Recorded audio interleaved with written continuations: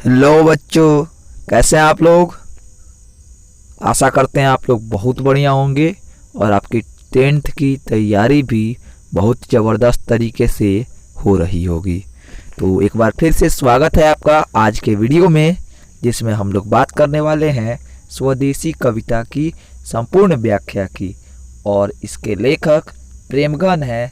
प्रेमघन ने इस कविता में अपने देश में रहने वाले उन लोगों के बारे में बताया है जो लोग अपने देश में रहते हुए भी अपने देश के नहीं रहते, यानी जिनका रहन सहन पहनावा ये सब अपना देश का नहीं रहता है और जिनके बात करने की भाषा भी दूसरे देशों में जा चुकी है, जिन्हें हिंदी पर गर्व नहीं है, जिन्हें हिंदी बोलने में शर्म आती है, वैसे लोगों पर जो है प्रेमघन कविता लिखे हुए हैं।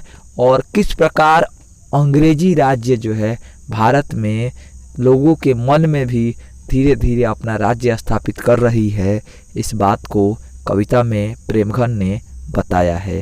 तो कुल मिला के देखा जाए तो यह एक राष्ट्रवादी कविता है, जिसके द्वारा कवि प्रेमघन अंग्रेजों से मुक्ति के लिए, अंग्रेजों की भाषा से, अंग्रेजों के व्यवहार से, अंग्रेजों के संस्कृति से मुक्ति के लिए लोगों से गुहार लगाते हैं।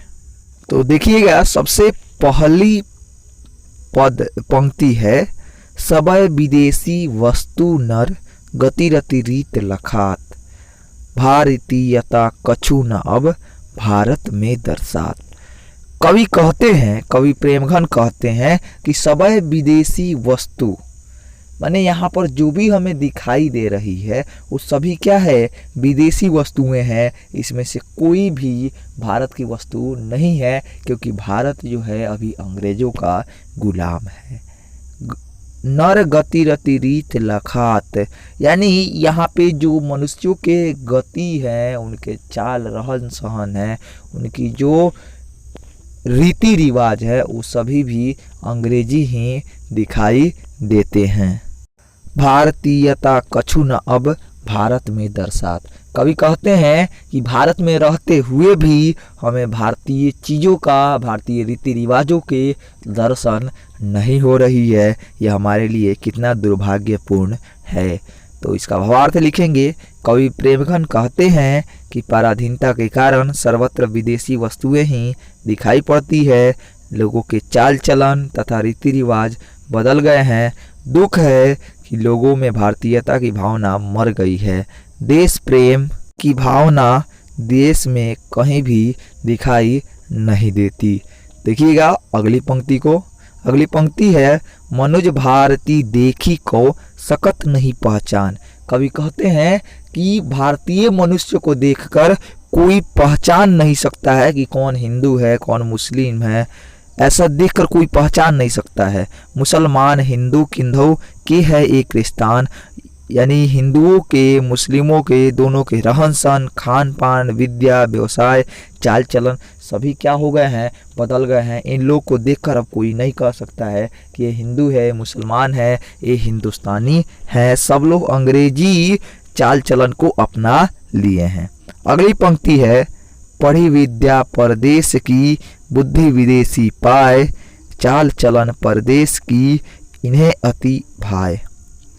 तो कवि कहते हैं कि भारतीय लोग जो है विदेशी भाषा को पढ़ रहे हैं, विदेशों में जाकर पढ़ रहे हैं, तो इसलिए उनकी जो बुद्धि है, जो मानसिक शक्ति है, वो भी विदेशी तरीके से जो है वृद्धि हो रही है और विदेशी लोगों के पक्ष में ही उनकी मानसिक शक्ति चली गई है और अपने संस्कृति और अपने रहन सहन, परिवेश, अपने भाषा को लोग हीन समझने लगे हैं। अंग्रेजी भाषा को ही लोग महत्व दे रहे हैं। तो इसके अर्थ में लिखेंगे कि कवि कहता है कि विदेशी भाषा पढ़ने के कारण अपनी संस्कृति, भाषा सबका त्याग कर विदेशी चाल चलनों का लोग अपना लिए हैं। अगली पंक्ति है, ठटे विदेशी ठाठ सब बंदियों देश विदेश, यानी सपने हूँ जिनमें न कहूँ भारतीयता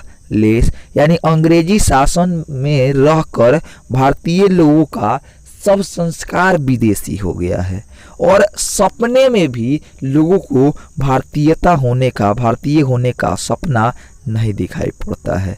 तो इसका भावार्थ लिखेंगे, कवि प्रेमघन देश की दुर्दशा देखकर कहते हैं कि अंग्रेजी शासन के कारण भारतीयों का संस्कार विदेशी हो गया है, स्वदेशी वस्तुएं नष्ट कर दी गई है, विदेशी वस्तुओं तथा भाषा के प्रचार के कारण कहीं भी भारतीयता के लक्षण दिखाई नहीं पड़ रहे हैं। अगली पंक्ति है, बोल सकत हिंदी नहीं अब मिली हिंदू लोग, अंग्रेजी भाखन करत अंग्रेजी उपभोग। तो कवि कहते हैं भारतीय लोगों को, वैसे भारतीय लोगों को जो लोग हिंदी नहीं बोल सकते हैं, तो अब कैसे हिंदू लोग हैं कि वो लोग अपनी भाषा को ही नहीं बोल सकते हैं, वो लोग अपनी मातृभाषा हिंदी को ही नहीं बोल सकते हैं। तो इसी बात को लेकर देखिए, ये कविता सबसे पहले जो है स्वतंत्रता के पहले की लिखी हुई कविता है, ठीक है, स्वतंत्रता के पहले की लिखी हुई कविता है, तब की बात जो है कवि यहाँ पे बता रहे हैं। तो भारतीय लोग जो है अंग्रेजी भाषा का व्यवहार करते हैं बोलचालन के लिए, और कोई भी हिंदू व्यक्ति जो है अपनी भाषा हिंदी को नहीं बोलता है, तो यह अंग्रेजी वस्तुओं का भरपूर उपयोग हुआ और भारतीय वस्तुओं का बहिष्कार हुआ। तो कवि इसका भावार्थ लिखेंगे कि कवि प्रेमघन कहते हैं कि सभी अपनी सुख सुविधा की प्राप्ति के लिए अंग्रेजी भाषा का व्यवहार करते हैं, अब कोई भी हिंदू लोग हिंदी को नहीं बोलते हैं, वह अंग्रेजी वस्तुओं का ही उपभोग करता है।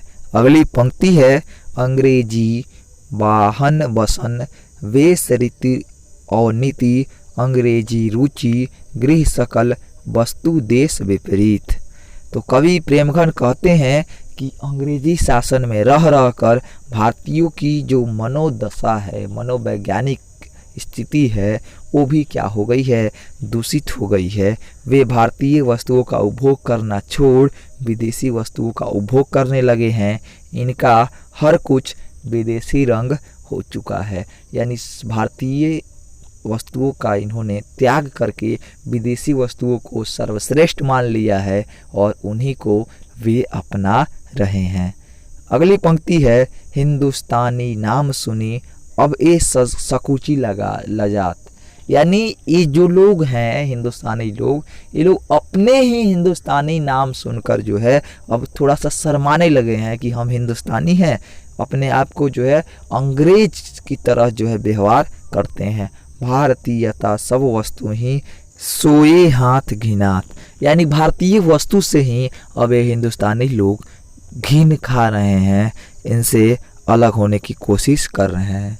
तो भावार्थ लिखेंगे, कवि प्रेमघन जी कहते हैं कि वे अपने को हिंदुस्तानी कहने में संकुचित महसूस करते हैं। वे मतलब यहाँ पे भारतीय लोगों को कहा गया है, तथा विदेशी वस्तु देखकर नाक भी सिकोड़ने लगते हैं, स्वदेशी वस्तु देखकर नाक भी अपने सिकोड़ने लगते हैं, यानी उनसे बिछोह करने लगते हैं।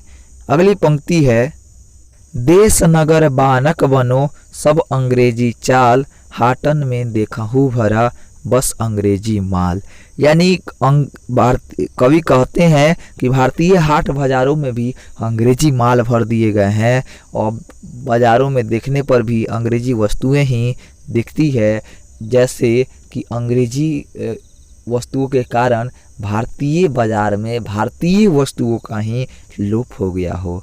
तो भावार्थ लिखेंगे, कवि कहते हैं कि भारतीय हाट बाजारों में अंग्रेजी सामान भर दिए गए हैं, इन वस्तुओं के व्यवसायी बन गए हैं, देश में निर्मित वस्तुओं का लोप हो गया है। भारतीय वस्तु ही अंग्रेजी वस्तु का व्यवसायी और उसका प्रचार कर रहे हैं।